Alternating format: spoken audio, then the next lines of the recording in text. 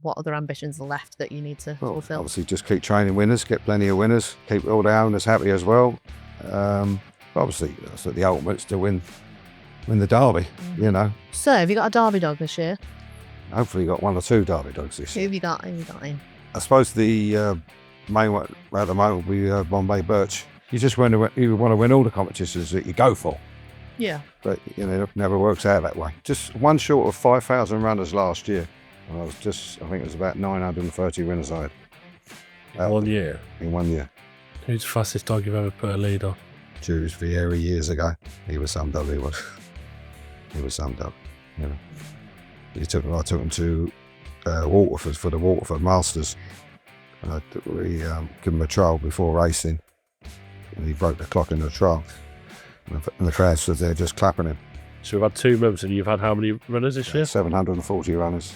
I think I've had about 130 winners. Wow. This year. Okay, I'm actually speechless. That has to be the biggest operation in the country, doesn't it? I think I'm the biggest supplier of dogs in the country, yes. So it's a busy. You know. You enjoy it. You wouldn't do it, would you? No, you wouldn't do it if you didn't, you know, for the dogs, and you know, you love the dogs. That's what it's all about.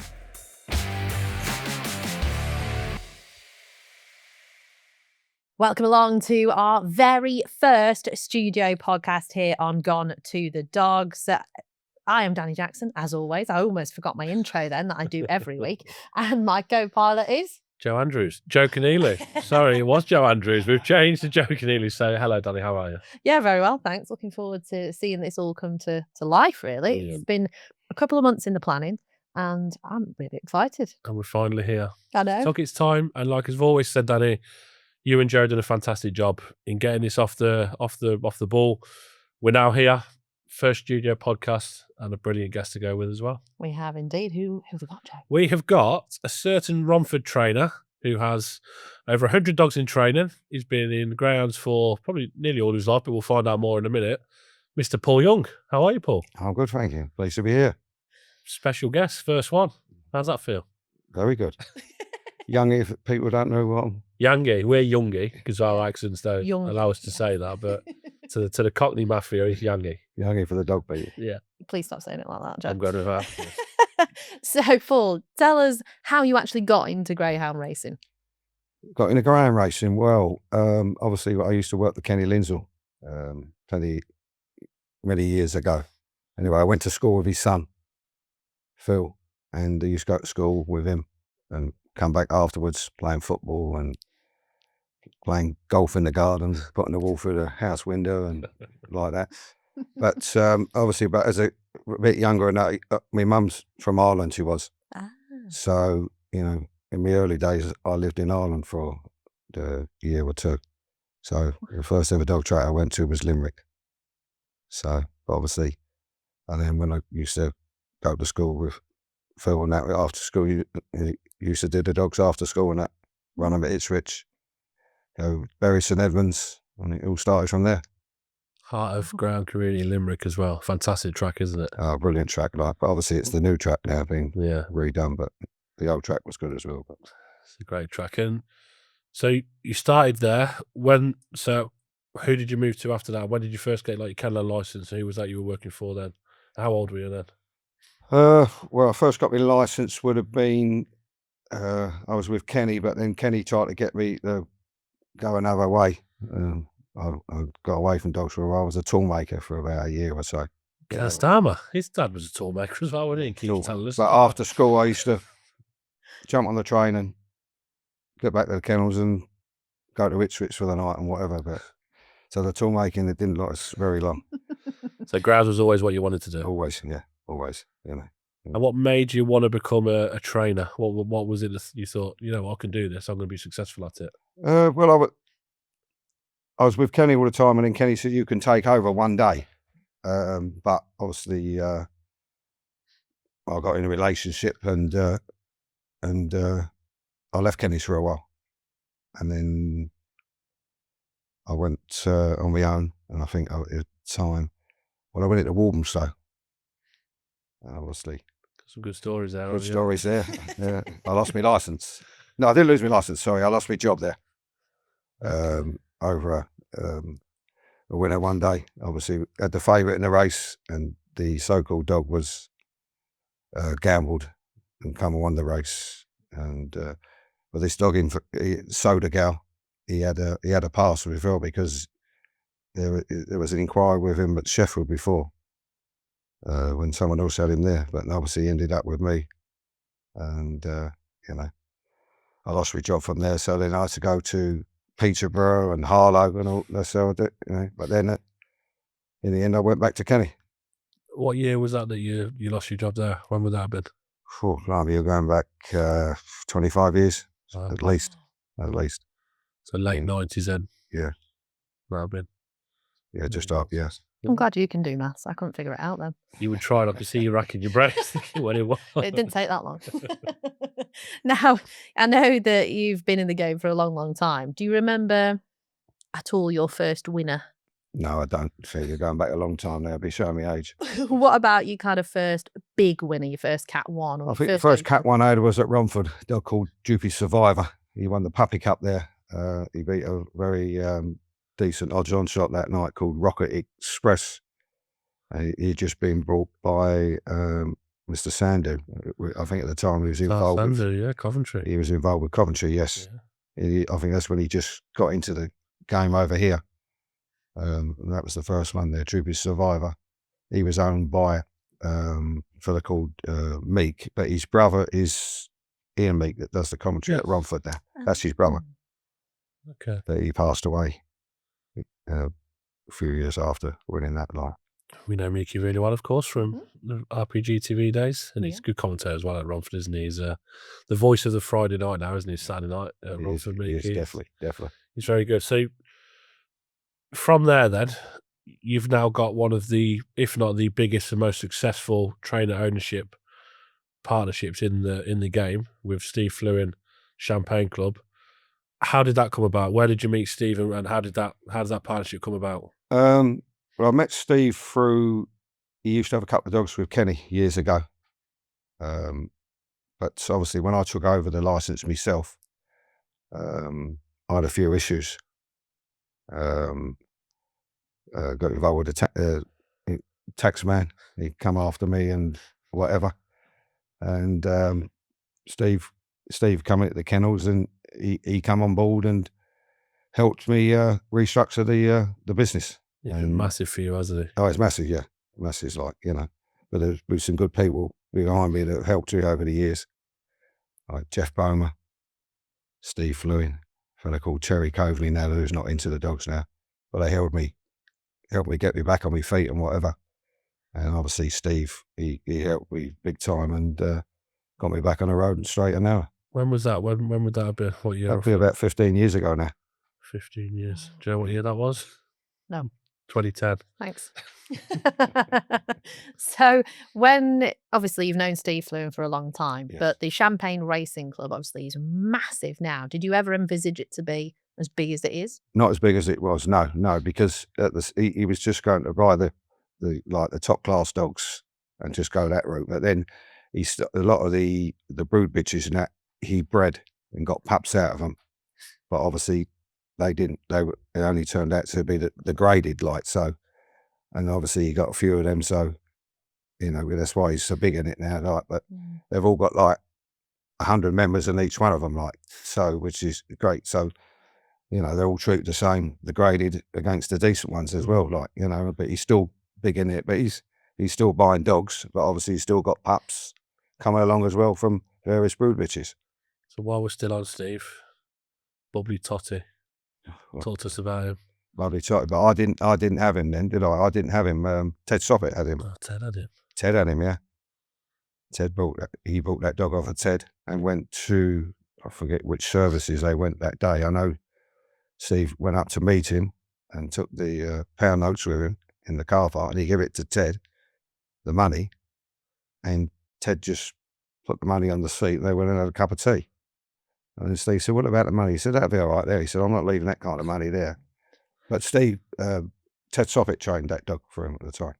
I didn't train that dog. That was beforehand. So that was before you were involved with Steve? Yes, yeah. I knew him and that, But I was going to say, is there a little bit hints of jealousy there if that was the case? But you say you weren't with him then. So what year was that then? Would that be 08? That might be just before it happened, yeah. Just before it happened. Our guys would know with us, Floyd and Hobbsy would know, but it must be around 07, 08 then. If you were 15 years, you'd be about 2010 then. 09 with Steve and the show. But I didn't have that dog, Totti. What was your first Category 1 winner with the Bubbly Club? If I'm right, I think it was Bubbly Gold at up in Sunderland. Grand Prix, yeah. And Bubbly Totti won 2008. 08, yeah. So you would have been not long But I knew him and that, and but obviously I didn't have, that's when he was buying decent dogs all them years ago. I tried to get Steve here today, but he's got other things on. He would have been brilliant to see their relationship, Paul and Steve together, and how it's blossomed over the years. And we've had our ups and downs as well, right? Absolutely. We'll talk about that, and so he's a massive part of what you do. You're going to have disagreements. Yes. But you leave them behind and you move on, don't you? You have to. You do. If you don't, if you dwell on them, you're not going to get anywhere, are you? No, you're not. Steve, he's got all these dogs, and he'd say like where they'd like to go, and and he leaves it to me then whether we agree or not agree. But mostly we get on. Well, that's good. Now, how many dogs have you actually got at the kennels now? I'd have about 200 in the kennels. Wow. To this day. Are they all Champagne Club, or do you have different owners as well? Yeah. Steve would probably have roughly 20, from graders to the open races in the kennels. There'd be roughly 130 on the strength. There'd probably be around 20 waiting for trials, like new dogs marking up. Then there's about 20 retired there at the moment, but I would always have retired dogs, because obviously with big kennel and racing, if they got an injury and they've got a bit of age about them, obviously you're not going to bring them dogs back. So that's why I've quite a high thing of the retirement. But we home them all the time. So, home free this weekend, which is, so we do well at the homing as well. We have to drive around to the homing kennels and whatever, but, you do it okay. And it has to be done, of course, it's... Yeah. It's so paramount now in our sport, isn't it? And go on and talk to us about the day-to-day running of a kennel that has 200 dogs in it. What time do you start? About 3:30 in the morning? This morning I started at 5:30 because the transporter was there at 5:45. Wow. So, but I like the boiler, open the gates, and the staff start coming in from about 6:30 to 7:15 for the daylight, and there'll be 7 in today. Obviously, but the van went off to Romford this morning at 8:00 for racing there today, because obviously we race Monday, Tuesday afternoon, Wednesday evening, Thursday trials, Friday night, Saturday morning. Saturday night, plus where else we go around the country. Yeah, you do a lot. You do the open racing. Yeah, I do a lot of that myself, yeah. Because obviously we just, you race the vans at Romford every day as well. Got it. So we're going to bypass and get to Saturday. Runners in the morning, runners in the evening. Yes. That has to be your most hectic day of the kennels. That's the worst day of the week. And then you get a phone call with sexy one of the staff's not turned up. Even harder, Would you have more staff on a Saturday? Yeah, we do have more staff, yeah. But we have staff that just do the track as well. Yeah. Only some of the kennel staff do that side of it. They might do 1 meeting a week. But we have people just do the track. So they just come in the van, load the van up, the dogs and that, and away they go to the track, because obviously you have to walk them yourself, cover the bends, and everything.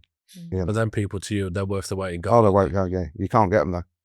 You can't get them, It's not easy to get them, But all the staff for me is, I think 3 or 4 been there a long time now. A long time, been there many years, And then the other staff we got part timers as well. They're good, good part of the team, And it's a big team, but that makes your operation, that without them, you wouldn't be as successful as you are. I wouldn't. If I didn't have them behind me, I wouldn't be here today. They keep everything rolling at home while I'm going else, go to the physio or go to the vets or go to the track, Or while you're here. Oh, yeah. Having a day out. A couple of winners today as well. We had a little look at it, didn't We we? had 4 winners Winners today, so four not too winners, bad. That'll do, won't it? That'll do. Morning. Paid the train fare. Now, have you had any kind of assistant trainers or any of your staff go on to be trainers in their own right, or have they mainly just stuck with you? No, over the years, years ago, the first one would be Dean Charles and Maxine Lott. They work for me, both work for me. And they've obviously gone out to what they're doing today. And they're both doing well. And both at Romford. They're both at Romford now, yeah. Lee Crayford, Yeah, yeah. of course. Obviously, when he Maxine had to was, I think she was Central Park early days. And obviously, she's doing what she's doing today. She's doing well as well. Fantastic. She's having a brilliant year. She's got another nice one on her hands in the Puppy Derby in the minute as well. We saw her on Headford Dane. Yeah. We saw her on Saturday. So yeah, she had a fantastic year. And we see a lot of Hove, that real like family togetherness and everyone kind of celebrates each other. Is that the same at Romford? when you're not in a final, Maxine's got runners or Gemma's got runners, etc. You want them to do well. No, You of want to be course you do. You successful. want to do well for the track and that. Yeah, definitely. But obviously, if Maxine is a winner, I text her if she does, winning the competition, and she does the same to me if we win a competition. So, you still, both want each other to do well. Of course you do. So now you started at Walthamstow, obviously that went slightly pear-shaped, and you've been around the country. When did you decide to base yourself at Romford? Well, I went back to Kenny, and then Kenny was at Romford, and then he wanted to step down, and I took over Kenny's license at Romford, and he moved away.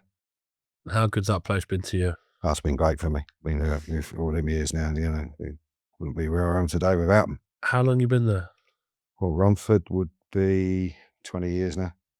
I'm not going to ask you how many winners you've had because that was I've had a few. Be here forever. You've had a few. I found just one short of 5,000 runners last year, and I think it was about 930 winners I had In 1 year? in 1 year. Graded, well, great. That's the graded side of it. Yes, Oh my Wow. I think I've had 730 runners so far this year, and I think I've had 100. You do know we're only on March the 3rd.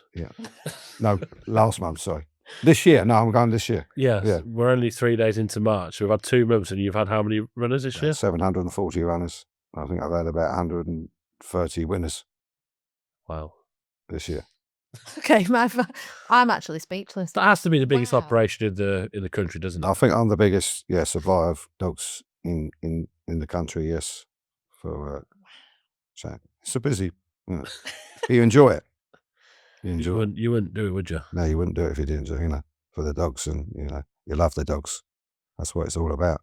Are you hands-on as well? Are you? Yeah, I'm you hands on. get Yeah, stuck in? I get out, I clean the kennels out in the morning, and do what, and then go to the vets, and then come back and go to Romford there on Saturday night. You have to do all them things. Get home at whatever time it is at midnight. Get up again the next morning, clean out, and then went to Toasty yesterday. So Oh my word. it's 24/7 anyway. But you wouldn't do it if you didn't enjoy it. Well, no, you couldn't, could you? You couldn't. because No. you'd just be miserable every day. Also, your body, you just get used to it, don't you? Like, I imagine your body kind same time every morning, whether that alarm's set or not, you're up. You wake up anyway. Yeah. You wake up anyway, but you do still that. Well, the transport woke me up this morning at 5:30, said I'll be there in 10 minutes. So, but it's what you do. It's what you love. That's mad, isn't it? I mean, I couldn't imagine getting up at 5:30 every morning. I used to do, actually, no, to be fair, I used to do that to come down and do race and post greyhound TV. I've done it for 6 weeks in a factory, and that was me done. Yeah, but that's in a factory though. Yeah, That's why, that do you was- know why that's not surrounded by greyhounds. No, that was me done. That's not for me. Really not for me. Now, do you have puppies on in the kennel, or do you kind of wait for them to be schooled and then they come into your kennel? How does it work? I have both, but I've got one litter there at the moment. They're a litter of 8 pups to Bubbly Bluebird and it's Oh. called 3Ms. Wow. They're both our pets as well. Oh wow. He lives in the house. He does, but she won't come in the house because she wants to cheer everything up. 3Ms. She was a staying bitch. She was a marathon bitch, yeah, Mhm. and she done a hop there, Yeah. and she's now a pet, and she runs around outside, but she don't come in the house. He comes in the house. Bluebird. He was a great dog for us. Yeah. was Wasn't he just? I think the best race he ran was the night at Nottingham. The 3 of them went over the line together. The Eclipse final. Gibraltar's Wildcat, Talk about that final Bruce's so much. Bullet, and him. was a good race. Droopy's expert in the Calico Blackjack and Calico Ranger. That was the final. That was a great race. Great race, yeah. He was a proper dog, though, wasn't he? He was, yeah. He was. Go on, Dan. I was going to say, what's he like at home? Oh, he's brilliant at home. Yeah? Yeah, he's brilliant. He thinks he's a guard dog now. You know, people come to the gate and he'll bark them all day, but if you walk in the gate, he'd step back, like, you know, but he comes in the house and he lays there, he wouldn't even know he's indoors with you. Oh. I remember the Raw Toaster Derby final night when he come out in front. Yeah. The year the Astute Missile won it. Yeah. That was, and he won. And that night was one of the best nights I've ever had in racing. Everything won. You know, Bruce Bullet won. He won early on in the card. It was a fantastic night, that was. And yeah, talking about him, is there anything? Have you had anything since that you think has been as special as him? Bubbly Apache. He was a good dog. He's got a litter of pups there. So a bitch called Good April, well bred bitch. He's got 9 pups out of him. So we'll see how they turn out. But he was a good dog as well. Juvenile winner. He was 2 years ago. The Puppy Classic. Puppy Classic at Nottingham on the juvenile one, yes. You beat a really good dog in that. I can't think who it was in the Puppy Classic. Was she in that final as well? Balmore Sally. Was she around? Yes, she was. Yes, she was. There was a really good dog in there. There was 2 of them that were vying, and also at Romford as well in the Golden Sprint. There was 2 of them at the top of the betting. Did he get pulled out in the semi-final? Yes, he did. Yeah, yeah, he did. Lane. I can't think what the other dog was. I really can't. I can't get to it. I haven't got my phone. And we're going off here on a tangent, but it's what these chats do, don't they? You know, they're every time. You could talk about it for hours and hours, couldn't you? You could do, yeah. About the dogs you've had in. All of that, yeah. Walthamstow days, isn't it? And great. Do you miss that place? Yeah, I do miss it. It was home of greyhound racing, that was. You know, but I remember one of the best races there, I think, was Ballintubber 1 and Ballyregan Bob. Trainers Championship, when they went over the line together. I think Floyd and Hobbsy would remember that. Before our time, Dan. You might have been born, I don't think I was. I'm not sure. I might have been born, but I don't remember it because I came into the game. What year? When would that have been? Mid-80s? 80, I think we 85, something like that. You weren't born. We were days ago. Yeah. That was some Trainers Championship that night. It was great racing. Love the Great Trainers racing. Championship. It's great fun. It is. So what ambitions do you have in the sport? I know you've done quite a lot, Paul, in your time. What other ambitions are left that you need to fulfil? Obviously, just keep training winners, get plenty of winners, keep all the owners happy as well. Obviously, that's the ultimate's to win the Derby. You know, I've come close, you know, a few years ago at Wimbledon. Droopy's walled. Early impact. Early impact as well, yeah. And I got beat in the Irish Derby at Shelbourne as well. It was Vieri by the Late Show. Which one would you prefer? I would have took either. I was going to say, really, what had I been the wrong? Take away the Derby. Yes. What's the competition that you haven't won that you'd like to win? Take away the Derby. You'd like to win all the competitions, wouldn't you? God, what's the next one there? Have you won every comp at Romford? No, I don't. I haven't won every comp. I haven't won every comp at Romford, no. What have you won? The Essex Vales and the Champion Stakes. So still got to win the Coronation Cup. Yeah. You've won the Puppy Cup. Won the Puppy Cup, yeah. Golden Sprint. Sprint. No, I didn't win the Golden Sprint. You might this year. Yeah, you might this year. No, it'd be hard, but you know. But go on, next one you want to win.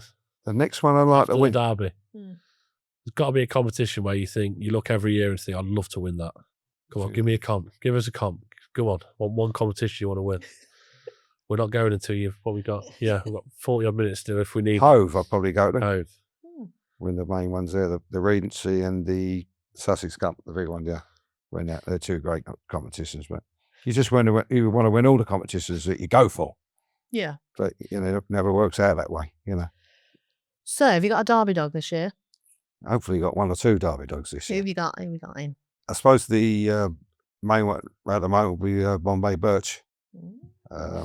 Puppy Derby winner. Puppy Derby winner. He won the invitation on the 21st. Christmas Bonanza. The Christmas Bonanza, that, yeah. And then we took him to Munmore, but he went missing the trial. So he'll be aiming for the Derby, but he's he would start back like training again soon, and his aim would be the Derby. And obviously we got some nice stock, hopefully go forward for the Derby as well. Like obviously 'cause before that you got the maiden Derby at Toaster, Yeah. so we got a couple of dogs who will be aimed at that, and then going for the Derby afterwards. Trying to emulate the Thorn Falcon and do both. Yeah. But Bombay Birch, I thought he was so impressive in that puppy derby. He caught Ballymac Kobe, didn't he? Yeah, he did. That was You see what he's doing now at Monmore, the strong running style he's showing. That was some run from him. It was that some run that night. He done a great run. Took off to beat him. Like when that led round, I didn't think he'd pick it up, but he was awesome there down the back. And then he went on and won the Judgment night. His brother nearly turned second, nutty, didn't he? We'd had a right race, wouldn't we? He just got done to the bend. He went on to win one in the end, but yeah, he'd be your main hope. He'll be another one there, but obviously I've got some nice, got a lot of young dogs as well, but obviously we'll really be ready for that is another thing. Now, when it comes to big race wins, one of the kind of features on the calendar, I think, is the TV trophy. It's one of those strange races that moves about at different tracks, and I've always loved the TV trophy, but you seem to have a dog targeted for that in quite a number of years, and you've been quite successful. I mean, you're talking Series Dog years ago, Erica's Equity, and obviously last year as well with Bubbly Inferno. But Erica's Equity, is she one of the ones that's not gone back to back, but she's managed to win it twice? She was a favourite. She ended up as a pet indoors. She did. But she was a great bitch. She won it in 03, got beat in 04, and then won it again in 05. Wow. She was a great little bitch. Come to last or first. She got beat up. She got beaten 575 at Romford when she first started off, and then we took her to Reading. I remember she won a big race at Reading, 8 bends, big price. Then she won the Durando at Wimbledon from there, and obviously when she won 2 out of the 3 TV trophies. And that takes some doing as well when you've got a year in between that you've been beaten, because we see a few dogs, the special dogs, that manage to win back-to-back races, but usually not regaining the trophy another year on, because you think by that time she's 4 years old. She was 4, but she was never over raced. She had seasons in between, which but she was a great little bitch, and she lived her life at home indoors afterwards, as they do, a few of them. But no, she was a great bitch. She probably was my number one stayer all them years ago. To win what she done, and then we had Serious Dog. He won it in I think it was 06. Great bunch of lads, and that beat Roy Fell and a dog called Formula Light, and he was a great winner. And obviously we won it last year with Bubbly Inferno. Yeah, and she just she's back. Had a comeback race last Friday, but she'd been off 9 months. So so we're looking forward to Toaster in a couple of weeks' time. And yeah, obviously change venues again. Was at Oxford last year. 2 laps at Oxford, different to Toaster. This is a demanding trip, isn't it? It's a demanding trip, 8 bends, but she'll get it. That's what she wants. She just wants a clear run. Dogs not in her way. That's all she wants. But she's got a head on her. She's a bit of a thinker, but she can run, and we'll give it a shot this year again. Talk to us about that match race with Buddy, because that was like you go, I go, and then that was a brilliant buckle with Buddy Matt Taylor at. There was 2 of them, weren't there? Yeah, there was 2 of them. There were 2 great races, But they're 2 little madams, I think, both of them. She went to go, and she went to go, and then I think she just headed her, and she went to go. But they were great. They were great for the sport. You like to see that. But brilliant spectacle, and had so many people talking. Yeah, we need them little things, and the odd match race. You don't want to overdo it. No, but the odd one like that, especially over that kind of extreme distance, and your heart's racing at one stage. You think you're in front, and then all of a sudden she'll come back at you. Yeah, that was special, and I'm guessing she's going to be up against you again this year. She come back and she tried really well at Monmore at the weekend, so she'll be back. Have you got anything else you're going at? You've got a bitch I really like in your kennel, infield Fifi. She'll go for it. She'll be aimed for it. She won a 7-1-2 there last week, and then run there on the weekend. Run well, obviously. The winner was too good for her, but I think when she steps up, she'll get the 8 bends strong as well. Another little dog there. He runs second there on Sunday called Carvalho. He's a bit of a one-pace dog. He'll probably get 2 mile around Cheltenham. But he'll go for it as well. So I'll probably have 3 going for it this year. It's a race I do like. So, we're aiming for that. And if you get them, there's not too many of them stayers who will stay that distance. Oh, I love them. Oxford, you can maybe take a chance with a 6-bend dog, get off the front, and we'll see. This is just completely different toaster. 2 laps. Is it 942 meters? I think it is. Yeah. Is it 946? But there's 8 strong bends. There's no hiding places either. There's not. You got hiding to get places. home in this one. Yeah. So you'd imagine they'll come to the front of this will catch dogs out. If they don't stay, you've got no chance. You're going to need to stay this. That's what Space Jet was so special there, wasn't she? She was a great bitch. God rest her soul. Yeah, she was ultra special. And she's one of them, Paul. You probably run against her and you go, oh, she's out. We're in with her again. She was that special, wasn't she? She was. Even when she dropped the 6 bends at Hove, Yeah. the races she ran there was untrue. She was unreal. I mean, we awarded her, we gave her a special recognition award, didn't we, last year at the GBGBs, because she was that bitch that kind of took the public's heart as well. She was one that you travel to go and see. I went to travel to go and see her in the select stayers because I was like, you know what, I have to see this bitch. And I went, I'm up at 6 o'clock in the morning. I don't care. I'm going to go and see her at Nottingham and drive 2 hours back just because I need to have eyes on this dog. And she was absolutely phenomenal. And so it was, so sad last year. But she's one of a generation, isn't she? If she wins this, though, you've got to be putting her in the bracket of the top marathon performers we've seen. 100%. To go back to back in TV trophies and the different tracks as well, having that much time off. That takes some doing, so this will be a special achievement if you can do that. If we can do it, yeah. But obviously, she's going the right way, and she needed that race there last week, and that's brought her on a lot. Like a racecourse gallop for that, wasn't it? But but people love staying races. Yeah. It's great because you never know the result. They do capture the imagination. They do. Yeah. They do. And for those who don't know, Paul, why was she off for so long? She's had a shoulder injury. Okay. And then she had, I think, about 3 months off, and then we started her back, and then she was going well, and then the shoulder went again. So she was sent to, we sent her to Ireland, had stem cell treatment on her. Oh, wow. And she was only gone a week, done the stem cell, and she's come back, and then give her the time. And then we obviously well prepared her for the trials and whatever, and then give her that race back there last weekend. Amazing. That would be some achievement, wouldn't it? Yeah. It would, like I said, that much time off. She's had that run at Romford, but now going to that distance is a big ask. She will stay. What's the plan now? Is she going to have a trial around there, or are you going to give her? Have a trial there the weekend at Toaster over the 712. Yeah. And obviously, all going well, that it fills the following week. Yeah, it should do. We'll get enough. There's not too many stayers around, is it? What's it? Is it for 18? They put it for 18 of there? 18, yeah. There wouldn't be 18 top stayers out there. No, they wouldn't. It seems to be a bit of a dying side of the sport. That is, doesn't it? But they don't really have the 8-bend races in Ireland either. No. So it's only, but obviously there are a few others, will, turn up. But obviously, whether it would be the class, you probably, they could run it as 12 dogs probably, but they're not one. You'd still like the. Do you know what? That would be a bad thing, would it?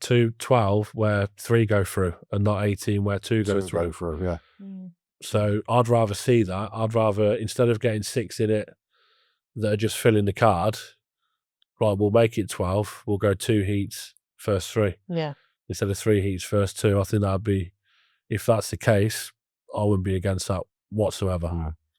But you wouldn't know if an Irish entry would come over for it. One they've kept under the radar. Somebody who pops up, doesn't it? Oh, there's always a few under the radar over in Ireland, isn't there? Yeah, So the unofficial trials that go on is always good fun. Now, when you're preparing a dog for a race, say you get a new batch into the kennel, how do you go about assessing them against each other so that you know where you're targeting them? Obviously, it depends what calibre and what, but usually in Ireland, if they've got Irish form, obviously you know the form, you know where they are. But if they're unraced, obviously you start them off and give them solos and then make the you can make the trials up, the qualifying trials up at Romford to qualify them. Okay. But then to see, you know, if one's better than the other, because, you know, I'd like the 6 that come in this morning. They're 2 litters, like 6 pups from like 2 different litters. Okay. But they said they don't know what they are. So you just, you know, qualify them and try and, you know, make the trials up easy enough for them. You don't put a dog in that's going to do 24 dead and they get beat 10, 12 lengths. That's not right for them, you know. So you try to make them up, you know, roughly the dogs you know to qualify them. Would you gallop at home and let one off, I don't know, a couple of seconds, let the other one off, and if they get to them, you go? You would do, yes, on the decent dogs, yeah. Yeah. But the graded side of it, obviously, they get regular runs. So, you know, It's a ticking over period. so, like they'd run, you know, they'd have 5 to 6 runs a month roughly. Yeah. You know, and with a 4 to 8 rule in between, you know, they wouldn't want a lot of galloping in between. No. You just want to make sure they're fit and sound. You know, you go to the physio, have them manipulated and things like that. You know, keep them sound. Can I ask you about a special ground in your kennel for a special young man we sadly lost a couple of years ago, Bubbly Jack, named after Jack Burrow. That's it. He's in a little maiden final there on Friday night. How special was Jack? He was a great lad. He was a great lad. When I won the Trainers' Championship at Sheffield, he was there, and obviously there's a few of my friends there that are not there, that were there now. But called Seamus Ryan, Rich Millwall, and obviously Jack Wesley. So, you know, that was all at Sheffield. But they had many dogs. You know, they owned a couple. Millwall's Master, he won the final at Romford. Yes. Millwall's Davey was in the Derby final at Wimbledon. What year would that have been? That was nearly 5 in the final. 2015. Yeah. And who won it that year? Rio Quattro. Rio Quattro. The Derby winner. Reared it. Down Reared. Oh, no, far 6 that year. How about I know you did. Farlow Blitz is 66 to 1. Did everything right every round. Got to the final, led in Rio Quattro. But yeah, going back to Jack, he was a big part of your team. Yeah, he used to love it. He used to do all the social side of it and do all the texting and you know, send the videos out of the runners and the results and runners for the, you know, for the following meetings. He used to do all that. It was sad what happened to him. God rest his soul. Yeah. But I still see his mum and dad at times. They okay? Yeah, they're all good. I go horse racing sometimes, the Newmarket. His dad's an honorary member up there, so you'd see him up there all the time. Hopefully he can do the business on Friday as well then, Jack. Nice one, isn't it? The men's final. Because was it all proceeds, everything through that dog? Proceeds go to charity, yeah. Go to charity, yes. Yeah, and he's in a little maiden final there on Friday, like. Brilliant gesture, yeah. Yeah, I love that. Fantastic. So, yeah, God rest his soul. Sorely missed. Really sorely missed. Really and of course, before our time, Dani, he was on RPG TV as an analyst as well. So you obviously would have, when you were doing your little half-hour snippet, would have worked with him. Yeah. But unfortunately, I was never on as a guest with him. But yeah, very, very sad that was. It was. Rest in peace. Now, you've mentioned horse racing, because we were going to get on to, we always ask this of trainers, because you are very busy Monday to Sunday. What do you actually do in your spare time? I've got 2 shares in 2 horses. Oh, wow. So I do like a bit of horse racing. National Hunt or flat? They're just flat at the moment, sorry. I did have a jump horse named after me, but it didn't turn out too well, so we moved him on. What, Paul Young? Manila Youngie. Oh, Manila Youngie, okay. That was him, yeah. I didn't realise it was yours. Yeah, that was mine. He was named after me. Yeah. I had him from when he was 6 months old, but he suffered from sore shins, Oh, so they let him go. fair enough. Well, he won there about 2 weeks ago. Yeah. Yeah. I was going to say, he's definitely been in the winner's circle a few you're right, times. now. They've got two shares of 2 horses in Newmarket with Alice Haynes. What are they called? Keen Interest, Bellator Bullet. Okay. How are they doing? Bellator, I think he runs next week in a barrier trial. Mm-hmm. And the other one's a bit of a character, as they say. So he's probably Taking after you. he's probably better off in the field chewing the grass. But that's just, you know, I do that just to have a day off. Yeah. Yeah. I enjoy that. If not, just go out with the family. have a meal. He's going to toast you there. Is that your time? We So you're don't have days. You don't have days off in this game. You just work around it, you know. You do what you're doing, and then if you nip away in the afternoon, and you know, like horse racing, like be on the all weather, so you can nip away. Yeah. Watch them in the evening meeting site. It's not too bad, you know. Like we go out in the evenings, have a meal, a few restaurants, like all that side of it as well. Who sources? Do you source a lot of your dogs yourself, or do you through others, or do you do a lot yourself? People, you always get people phoning you and texting, but obviously I've known the Dunphy families, the Puppies, for probably 30 odd years, 35 years. I was there when I had a dog in a competition at Shelbourne Park in the National Puppy, Juppie Sedan, and I was staying with Michael and Sean at the time. Yep. And when their father passed away, and he comes second in the National Puppy to She's Okay, Barry Drapers, all them years ago. Wow. Yeah.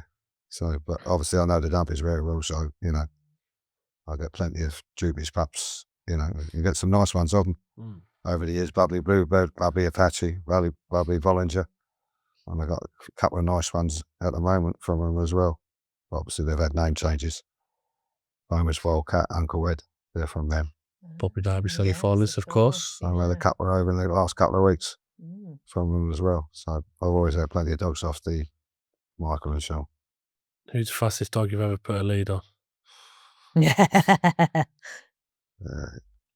Jules Vieira years ago. He was some dog. He was some dog. You know. I took him to Waterford for the Waterford Masters. We give him a trial before racing, and he broke the clock in the trial, and the crowd stood there just clapping him. Wow. A trial? In the trial. In the trial, yeah. Wow. And then we come home and then went back the following week, and he won the Waterford Masters in Trap 6. But he was another great dog.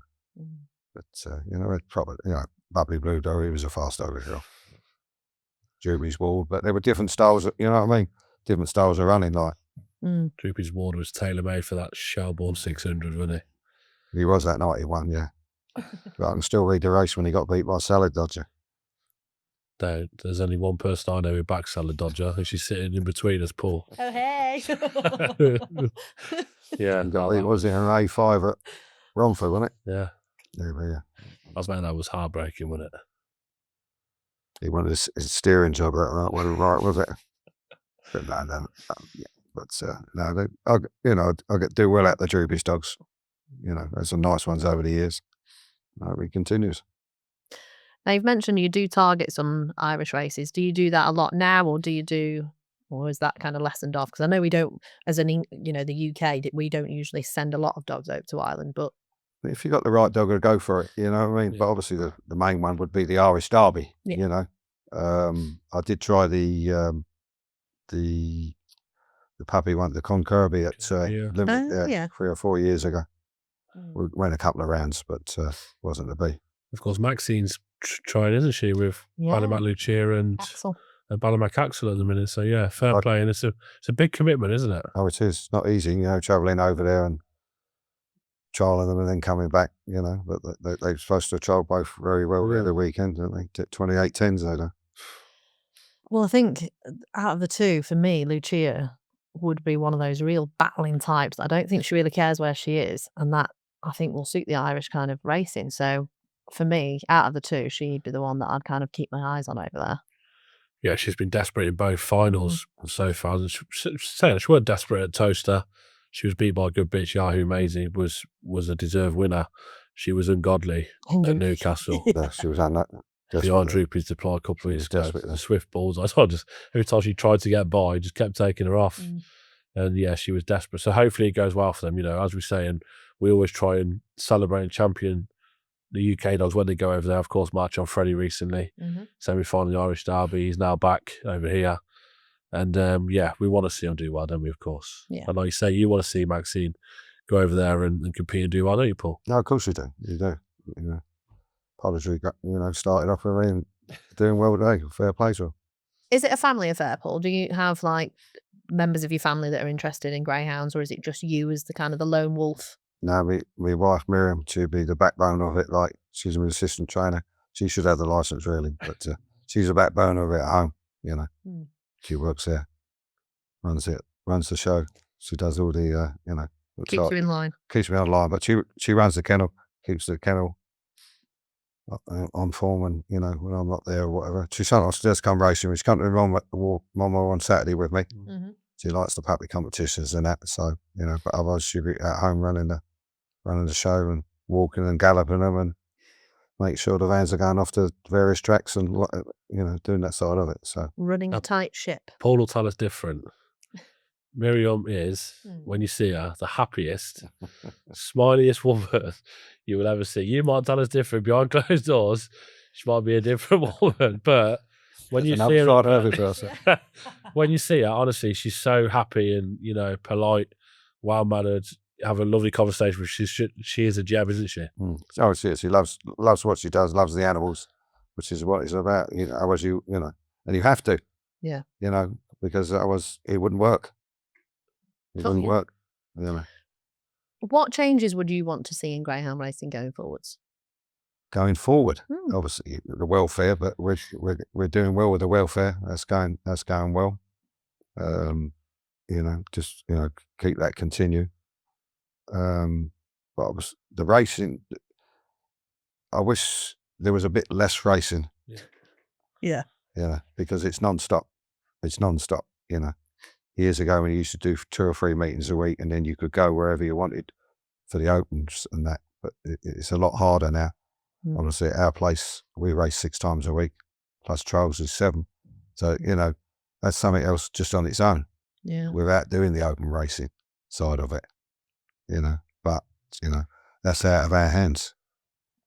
And obviously that would probably, if there was less racing, there'd be less homing as well, because, but where there's so much racing and tracks need the greyhounds to fill their schedules, that's why there's, the homing side of it is a big list of it, you see. But obviously they're not going to ease up on the racing. No, you wouldn't think so. You wish they would, but, just make it a bit easier for everyone, but, we shall see. We've got a new track coming, Wolverhampton. Is there a track that you would think in days gone by, or one that's now, that you would model Wolverhampton on? Well, it's modelling. I think they like model it on something like a Hove or a Central Park or a Shelbourne Park. But we're hearing it could be done on the Sheffield model, which I wouldn't be for myself. But I prefer a nice galloping track, and I think it works. You're on the turn a lot of Sheffield, aren't you? You're on the turn a hell of a lot there. I'm in that bracket with you. I'd rather it not be built on what we want Sheffield to be. I think Central Park's the best track in the country in terms of the 491 there. I think before it was redone, the 500 metres was use nowhere near as much as it should have been. There should have been a big competition over that trip. On the big long run to the bend, the straights there would have been brilliant. But I think Central Park's a brilliant track. Since it's been redone as well, it's fantastic. So, yeah, but there's so many different tracks out there, like what the pros and cons, and it's hard to really say about like Romford, etc., because they're so unique. It's 400 metres. We're not going to get that, are we? It's going to be, a 480, 500 metres, whatever it is. And yeah, I hope they get together before maybe that is a final decision and speak to the right people and saying, what do you think? There's got to be ways that we can make this. This has to be successful. Yeah. Wolverhampton. Yes. See, if they'd done it, say, on the Shelbourne, you got the 525, you got the 550, you got the 575, you got the 600, and they're all 4 bends. Yeah. They're all 4, and it works. And if that was built similar to Wolverhampton, and same like Central Park, the same kind of, you can have the 400, the 490, you can have the 500, you could have the 4 on the same, and it's still 4 bends, and it works. Yeah. It has to be a success, Wolverhampton. And they've got the space to do that. You know, they're not building this on an enclosed space. This is going to be in the middle of a horse racing track, so you've got the land to make this as good and as big as you want to, surely. I think they've already started, haven't they? I've heard they've already started. A bit of... I think they've done the kennels, or they've certainly laid the foundations, but I'm not yeah. sure there's sand there yet. Ready to go. No. I've heard, I haven't been there, but I've heard they've started, you know. But obviously, it's out of their hands how they're going to do it, I suppose. But you're supportive, though. You know, if you've got the right dogs for it, You'd go, yeah, and it'd work. You know, be a bit like Dundalk. Yeah. Mm. And that works. They have horse racing big meetings there, and they have the Dundalk International, don't they? They have the ladies' day in the afternoon, and then they have the Dundalk International in the evening, and it works. Mm. You know, but they change the time on the Saturday. I think, well, Friday they race. When the meeting finishes, they start the greyhounds 8 o'clock, 8:30 at night, and it works because the people are already there. Yeah, they are. Yeah, the horse race will be like from 5 till 7:30, quarter to, wouldn't it? And then they. So many things. It's a no-brainer. Yeah, it is. It really is a no-brainer. Yes. But I just hope that we've got the brains in place to make sure that it's a success like Dundalk is. Are you positive for the future of greyhound racing, Paul? I am now, yes. Obviously, it went quiet for a while, but obviously, you know, everything's going, you know, the right things are happening going forward. The competitions, big competitions there every month, puppy competitions, you know, and everything's, you know, good going forward. Yeah, because you seem to have a plan now as well, even for the British bred side of things. And there is a concrete plan in place almost for when you've got puppies and good puppies, you know where to send them, and you know, and you can plan out the year and you can plan the training as long as all goes right. And then they graduate into the, you know, the maturer ranks and the veterans and all that kind of thing. So I think we've definitely got a better structure than we've had in years gone by. Oh, definitely. And the prize money's picked up as well, you know. Obviously going forward, hopefully, you know, we have gone to the big nights as well, like the Sky Nights. And it works. You know. Trying. We are trying. It worked last week at Romford. That was a good coverage, brilliant coverage, and that with the drone on top. Yeah, adds to it though, doesn't it? That makes it work. So that's different class when you see that. You can watch the race. You know. And he was, you know, he was a phenomenal winner as well. Oh. Impressive. I mean, when you watch it from the drone, it made it look so unbelievable. In the daytime, for me, it's not quite as special as when you see it under the floodlights and the track's lit up, and either you see it from the drone or you see it from our usual cameras. It is just something different when it's under lights for me. Well, it makes it as well. Like, but even the crowds are picked back up again the weekends. Like we went to Monmore on Saturday. Romford. There was a brilliant crowd there on Saturday night just for the heats of the puppy competition. Like 1,200 in a Romford was a Saturday night as well. Yeah. Romford was good on Friday night as well. Like, but you know, the tracks I've been to like over the weekends, you know, the crowds are good, like, which is what you want. And we're talking February, March time. Yeah. So hopefully it's only going to pick up from here because the summer brings everybody out in the evenings as well anyway, because it's a bit lighter. It's, you know, the weather's a bit better. You're not going to get absolutely poured on with rain. Well, I will be because I'm in Manchester, but everywhere else is fine. And yeah, I'm positive for the future of greyhound racing. I'm glad to hear that you are as well, Paul, because that is something that I know. I hate this word decline and demise and all that kind of stuff. We don't use it on Gone to the Dogs, but well, we don't, do we? We've always been a positive podcast. That's what we are. We try and spread the word about greyhound racing in the most positive light that we can, and I think you've done just that for us, Paul. So thank you for being our guinea pig in the studio setting. It's been a pleasure to hear about the history of you know, your career and the Bubbly Club and you know, the plans going forwards. I'm still excited to see what you've got in the locker, Paul. I'm going to ask you that. I want a couple of pups for people to follow in the kennel, just going forward. Ones that you want to tell us. Home was Wildcat. He's in the semi-finals there on Saturday. Mm-hmm. I'll give you another. He's already the Lee Pure Sang, our fast dog. Oh, they are in together. Both in together, but I think they're drawn around the wrong way. I prefer them around the other way, really. But you know, but they're two nice dogs going forward anyway. He's got blistering early, the purse sang as well, isn't he? Yes. They'll probably go to Sheffield for the big one at Sheffield afterwards, which is in April, aren't they? Yeah. The Gym crack in April. And obviously then everything goes to Hove as well, doesn't it? Toaster? That's the maiden derby, isn't it? Yeah. That's the maiden derby. Would you enter them in the derby, or is it too soon? see how they go by the time. You know what I mean? The Derby's only once a year. Mm. And I feel if they're sound and fit and well, you'd have a go for it. Like, you know. And when you've got that early, for 3 dogs to pass you can be extremely tough. Want to be in front round toast anyway now, as long as I can, you know that yourself. Yeah. But no, look forward to the rest of the year. Thank you very much, Paul. Thank you. So Boma's Wildcat and Leapur Sang, you've heard it here first. They are the 2 to be following in the Paul Young Kennel. And if you have liked what you've seen, what you've heard, make sure you do like, subscribe and review to Gone to the Dogs podcast. Thank you for watching.